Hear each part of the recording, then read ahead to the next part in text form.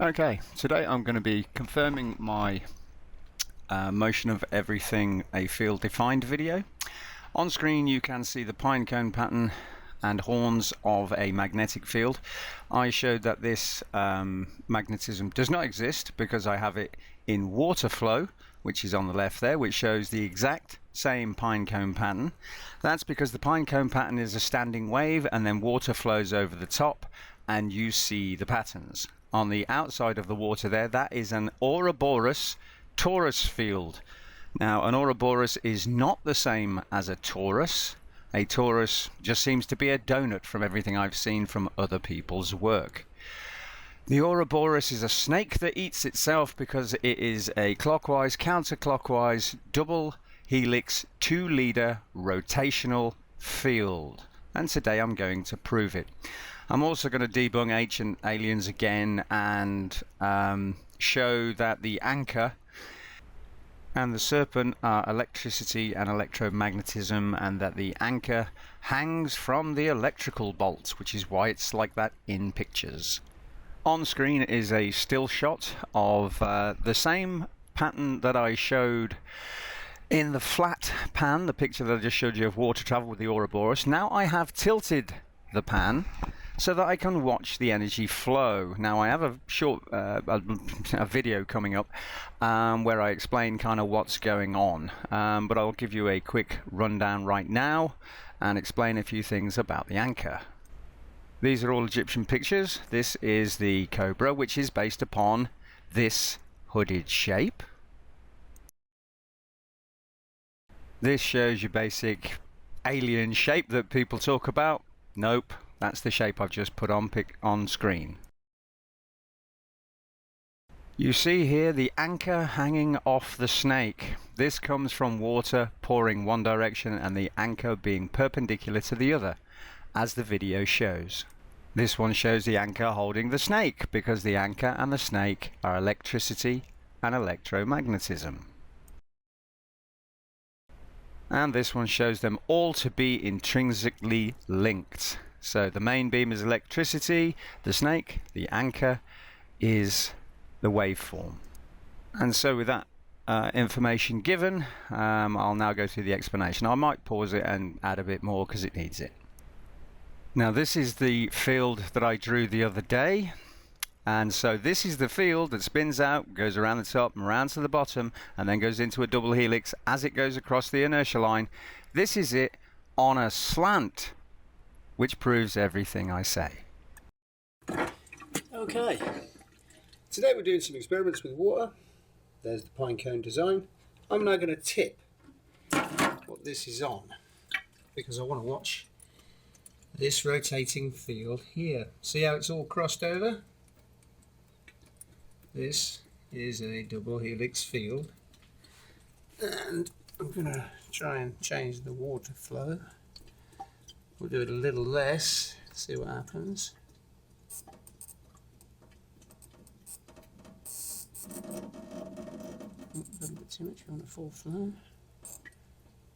But as you can see, that lump in the middle there, right there, that would be where these two helixes are combining.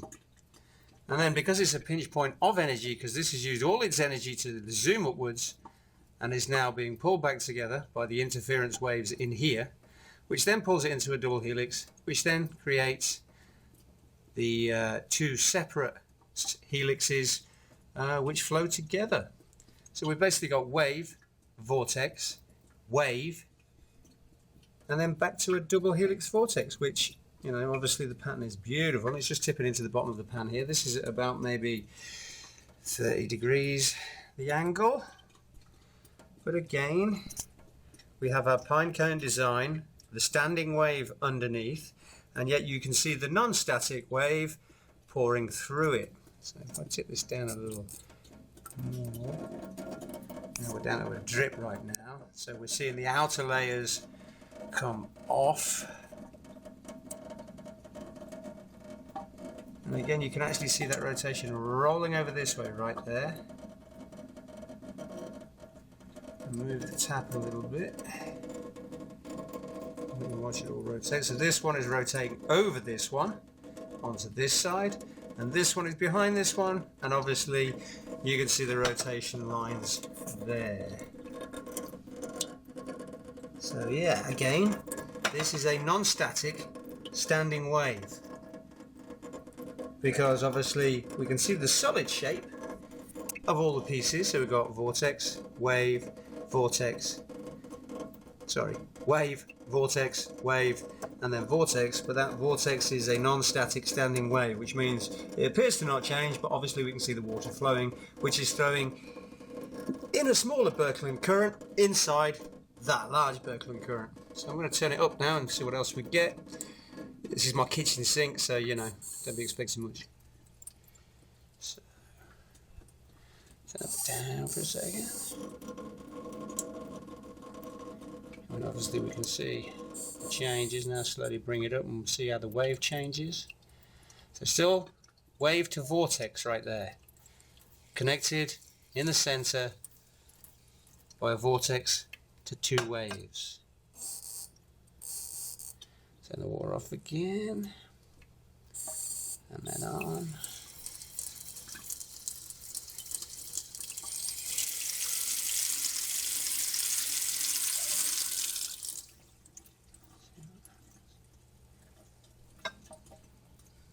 They're going to cross, yep.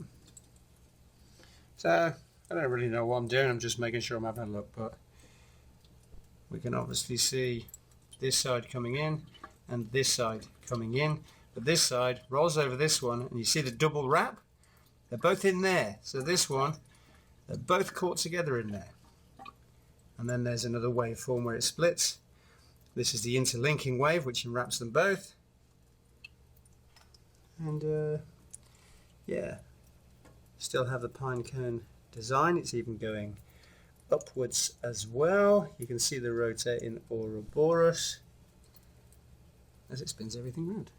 There we go.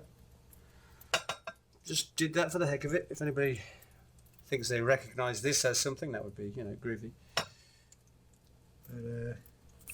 yeah.